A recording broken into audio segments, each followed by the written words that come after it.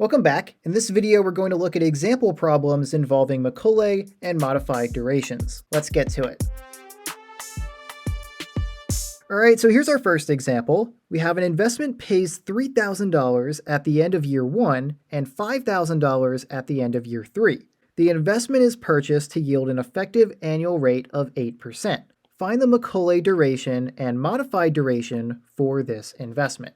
All right, so this is your most basic type of problem involving a Macaulay duration or a modified duration. Generally, you're just going to be given a set of cash flows and told to calculate the modified or Macaulay duration. And so let's take a note of the different cash flows that we have in this problem. We have two of them. We have $3,000 at the end of year 1 and $5,000 at the end of year 3.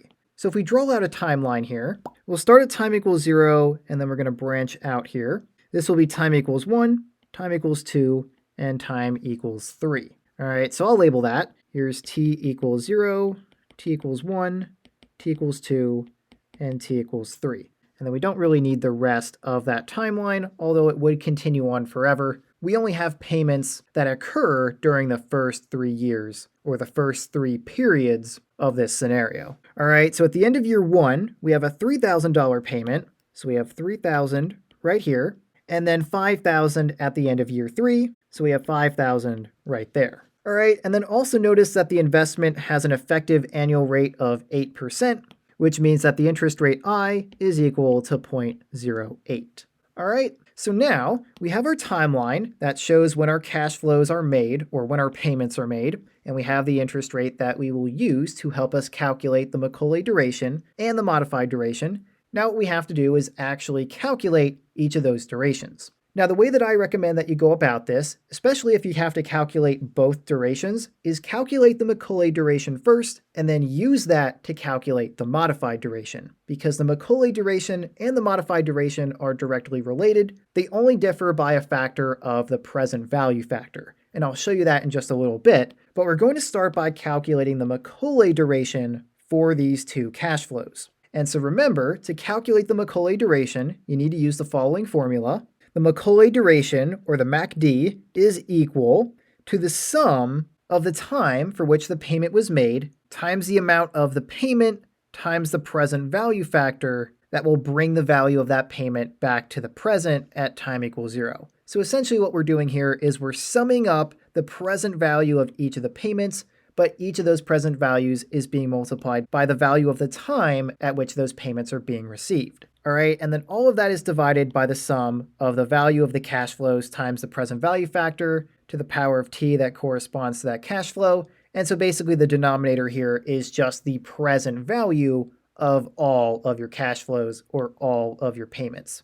So here's what that will look like. The Macaulay duration for this example will be equal to the sum of the present value of our cash flows times the value of the time at which they were made. So we'll have t equals 1 times 3,000 times v to the first power, right? 1 is the value of time at which this payment of $3,000 is being made, and we're multiplying that value of 1 by the present value of that payment. This payment occurs at time equals 1, so to bring it to the present, to calculate the present value, we multiply it by the present value factor to the first power. And just remember that the present value factor, v to the power of t, is equal to 1 divided by 1 plus I to the power of t. That will be important later on when we actually plug everything into our calculator to calculate the Macaulay duration. But to keep things simple, I'm just going to write it like this. We'll have v to the first power. And then if we're following the sigma notation, I don't really recommend that you do this, but if you want, you can. The next time that we would be looking at is time 2.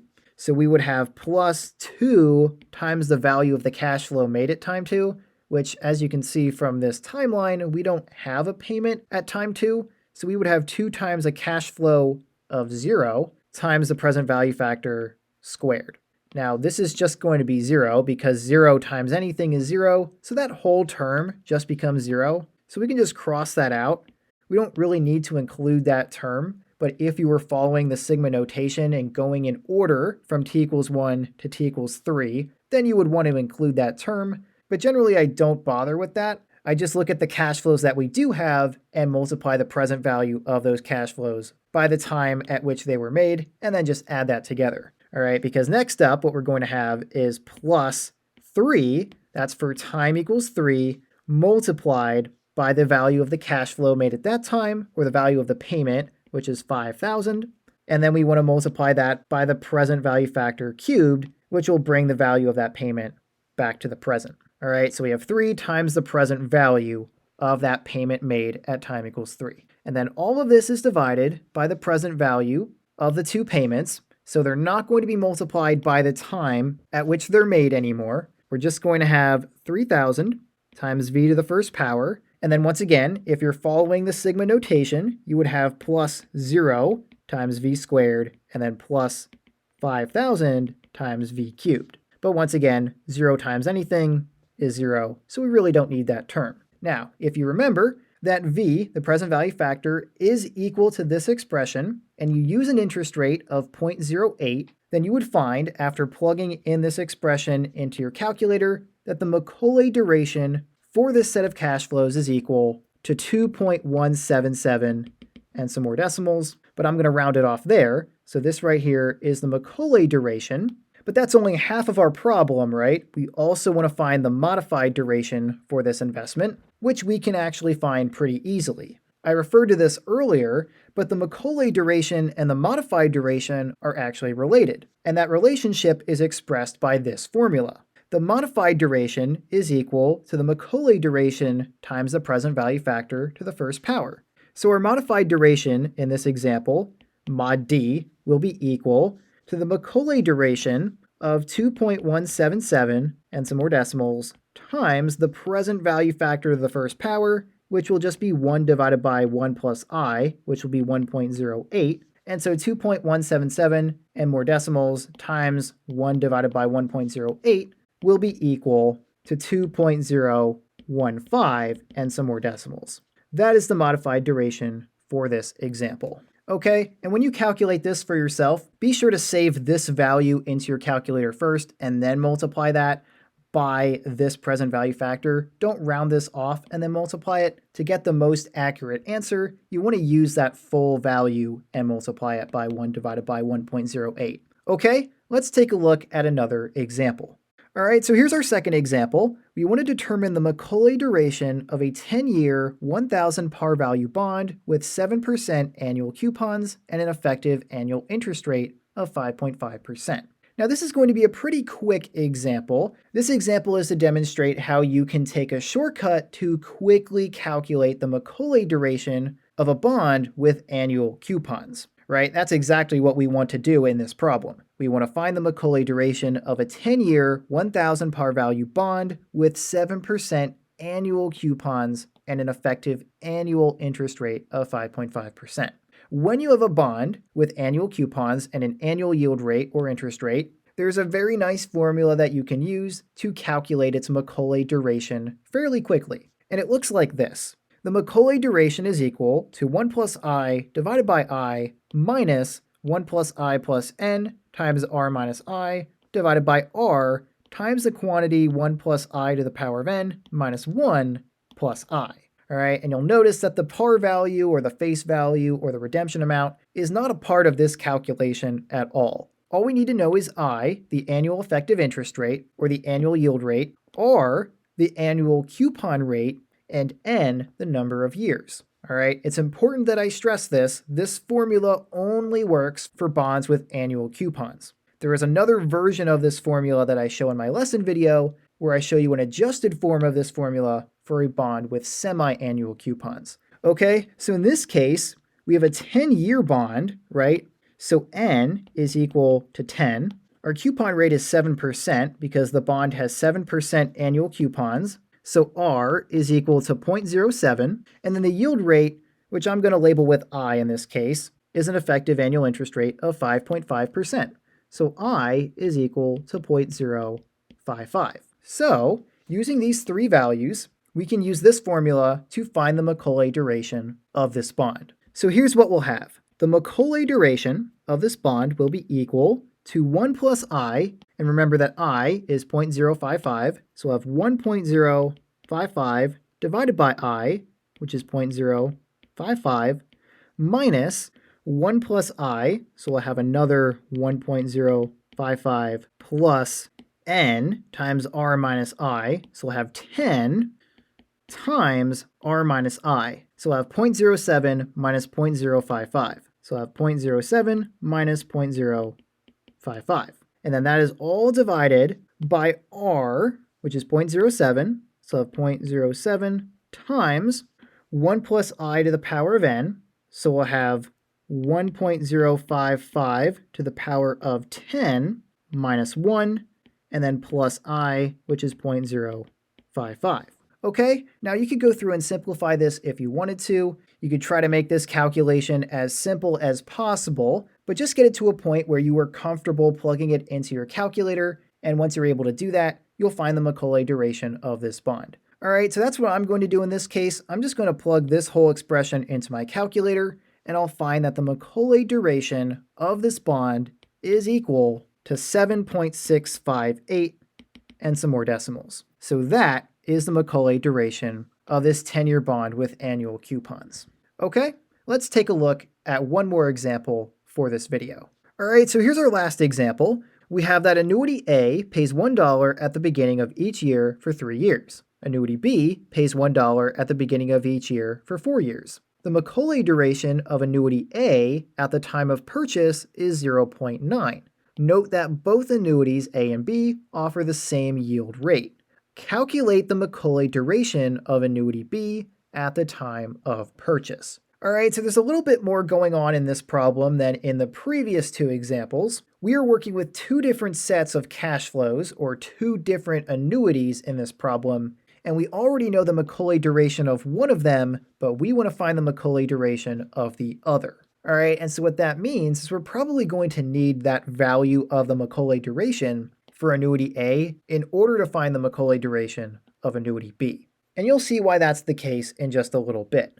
But let's start by drawing out a timeline for this example. And at first glance, it seems like we're only going to need about 4 years represented in our timeline, because annuity A pays $1 for 3 years, and annuity B pays $1 for 4 years. And so I'm just going to include up to time 4 in the timeline. So I'll start with time equals 0, and then I'll make the timeline about this long, and we'll have time equals 1, time equals 2, time equals 3, and time equals 4.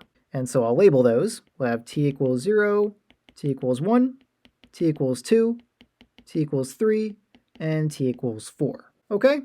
Now, for annuity A, we have payments of $1 being made at the beginning of each year for 3 years. That's an important word, beginning.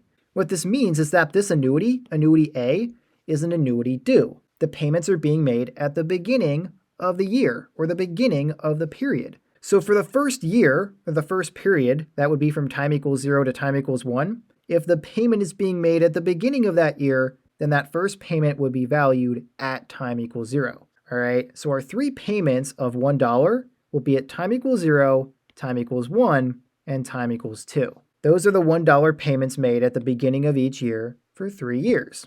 All right, and then for annuity B, we have payments of $1 at the beginning of each year for 4 years. So annuity B is also an annuity due. The payments of $1 are being made at the beginning of each year, at the beginning of each period. And so we'll have $1 at time equals 0, $1 at time equals 1, $1 at time equals 2, and $1 at time equals 3. And so even though it seemed like we needed 4 years represented in our timeline, we're really only using the first 3 years, because those payments are being made at the beginning of each period. All right, so now we've completed our timeline. We've taken all of our payments into account here. Now we're ready to begin calculating the Macaulay duration that we need to find. We want to find the Macaulay duration of annuity B. Now we already know that the Macaulay duration of annuity A is 0.9, so I'm going to write that down. We have that the MACD of annuity A is equal to 0.9, and we want to find the MACD of annuity B. We don't know what that's equal to. Okay, and now in order to figure out how to calculate this Macaulay duration to determine what that's equal to, what we should do is set up the calculations for each of these Macaulay durations and see what we can learn from setting up those formulas. So let's do that. Remember that in order to calculate the Macaulay duration, we need to use this formula right here, which all it involves is summing up the present value of your cash flows but multiplying each of those present values by the time at which the payments were made or at which the cash flows were made, and then dividing it by the present value of all of the cash flows. All right, so here's what we'll have. The MACD, or the Macaulay duration, of annuity A will be equal to the present value of each of the payments multiplied by the time at which they were made. Now, in this notation down here, I don't even know if you can see it, it's pretty small, but I have that the sigma notation is from t equals 1 to n. That's just in general. In most cases, we assume that payments are going to start at time equals 1, but you could extend this further to include time equals 0, so that's not a problem here, even though this first payment in annuity A and annuity B, for that matter, are made at time equals 0. That's not a problem. We can still include those cash flows in our calculation for the Macaulay duration.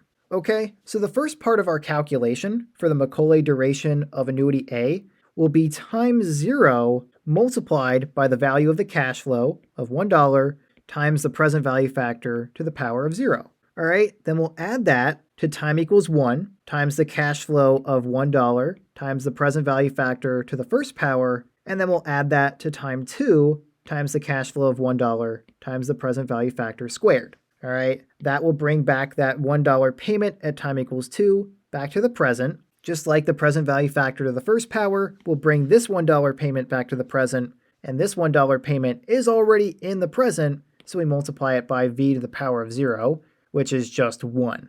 All right, so we have 1 times 0. So actually this first term is 0. We don't even need to write that in there. We can cross that out already. That's equal to 0. But then all of those terms will be divided by the present value of all of the payments. So we'll have $1 times v to the power of 0 plus $1 times v to the first power plus $1 times v squared. All right, so that's the setup for the Macaulay duration of annuity A, but now we do know that that's equal to 0.9. So I'm just going to replace that with 0.9. So 0.9 is equal to this Macaulay duration calculation. And now let's set up the formula for calculating the Macaulay duration for annuity B. The Macaulay duration for annuity B will be equal to 0 times a cash flow of $1 at time equals 0 times v to the power of 0 plus time equals 1 times a $1 payment times the present value factor to the first power plus time equals 2 times a $1 payment times the present value factor squared plus time equals 3 times a $1 payment times v cubed. All right, it's the same thing we have up here for the numerator of the Macaulay duration for annuity A, except we have an extra payment at time equals 3, so we have an extra term of 3 times 1 times v cubed. And so in the same way that this term in this Macaulay duration is 0, this term is also 0. 0 times 1 times v to the power of 0 is still 0. So this right here is 0. All right, and then this is divided by the present value of the cash flows. So we have 1 times v to the power of 0 plus 1 times v to the first power plus 1 times v squared plus 1 times v cubed. Okay, so now we have set up the calculation for the Macaulay duration of annuity A and the Macaulay duration of annuity B. Now what we want to do is simplify them a little bit and determine how we can use these two equations to help us determine the value of the Macaulay duration of annuity B. All right, so first let's rewrite this equation. We'll have 0.9 is equal to 0 plus 1 times v to the first power. So we just have v plus 2 times 1 times v squared. So we have 2v squared, and that's divided by 1 times v to the power of 0, but anything to the power of 0 is 1, so we have 1 times 1. So we have 1 plus v to the first power plus v squared. So we have 1 plus v squared. Okay, so that's our simplified version of this equation for the Macaulay duration of annuity A. Then for annuity B, we can simplify it similarly. We have 1 times v to the first power, so we have v plus 2 times 1 times v squared, so we have 2v squared, and then we have plus 3 times 1 times v cubed, so we have plus 3v cubed. And then that's all divided by these terms, where once again we have 1 times v to the power of 0, which is just 1, so 1 times 1 is 1, so we have 1 plus v squared plus v cubed. So we have 1 plus v squared plus v cubed. Okay, now at this point, if we didn't know this information above, if we were just trying to calculate the Macaulay duration of annuity B, it would seem that we're pretty much ready to go here. We have this formula set up. We just need to plug in our interest rate into our present value factors and we'll have the Macaulay duration. However, we don't know what the interest rate is. This is where our problem is coming from. We are told that both annuities A and B offer the same yield rate or the same interest rate, but we don't know what that interest rate is. However, we can find it by solving for it in this equation right here. That's why we were given the Macaulay duration of annuity A. We can use that to set equal to the calculation for the Macaulay duration of annuity A and solve for the interest rate. All right, but now in this case, it doesn't really make sense to explicitly solve for the interest rate I. That would make things really messy. Look at how many present value factors we have. That doesn't look like a whole lot of fun. But what we can do instead is just solve for the value of the present value factor. Because really at the end of the day, that's all we need to plug into this equation right here to find the Macaulay duration of annuity B. We just need to know what each of these V's is equal to, and we're good to go. So we want to solve for V in this equation right here. So let's do that. The first thing that we can do here to solve for V is multiply both sides of this equation by the denominator here. So if we do that, I'll do it up here, we'll have 0.9 times all three of these terms. That value is going to be distributed through that denominator, but now on this side of the equation. So we'll have 0.9 times 1, that's 0.9, then it's going to be multiplied by V and V squared. So we'll have plus 0.9V plus 0.9 V squared. And that will be equal to the numerator, which is V plus 2V squared. Now what I want to do at this point is combine our like terms. I'm going to subtract all of these terms from this side of the equation over to the other side. That way we'll have 0 is equal to some terms involving V. All right, so if we subtract all those terms, we'll have 0 is equal to V plus 2V squared minus 0.9 minus 0.9V minus 0.9V squared. And now we can combine our like terms. We have two V squared terms. We have two terms where we have V to the first power, and then we have one term that is a constant. All right, so if we combine them, and I'm going to go in descending order, so we'll have 0 is equal to 2V squared plus negative 0.9V squared. That will give us 1.1V squared. And then we'll add V and negative 0.9V. That will give us 0.1V. And then we just have our constant left over of negative 0.9. And now we have a quadratic equation. We have 0 is equal to 1.1 times V squared plus 0.1 times V to the first power minus 0.9. This is an equation that you learned how to solve in algebra by using the quadratic formula. We will be able to figure out what the value of V is to use in our Macaulay duration calculation by using the quadratic formula. So let's do that. We will have that V is equal to negative B plus or minus the square root of B squared minus 4AC, all divided by 2A. All right, so in this case, B is 0.1, A is 1.1, and C is negative 0.9. So this is equal to negative 0.1 plus or minus the square root of 0.1 squared minus 4 times 1.1 times negative 0.9 divided by 2 times 1.1. Now if you plug this into your calculator, and you might have to do it twice, you'll do it where you have the plus sign here, and then you'll do it again with a negative sign to get both of your values. What you'll find for V, and I'm just going to write it over here, this is what we're using right here. This is our quadratic formula, but that will result in two values of V of 0.86 and negative 0.9511. Now, it doesn't really make sense for our present value factor to be negative, so we'd rather work with the positive value, and so V is going to be equal to 0.86. Now, I should mention there are more decimals to both of these answers. I did round them off, but when you actually use this value of V to calculate your Macaulay duration for annuity B, you should try to save the actual full value for V. You should have 0.86 and some more decimals. Don't round it off before you do your calculation. Try to use that full value.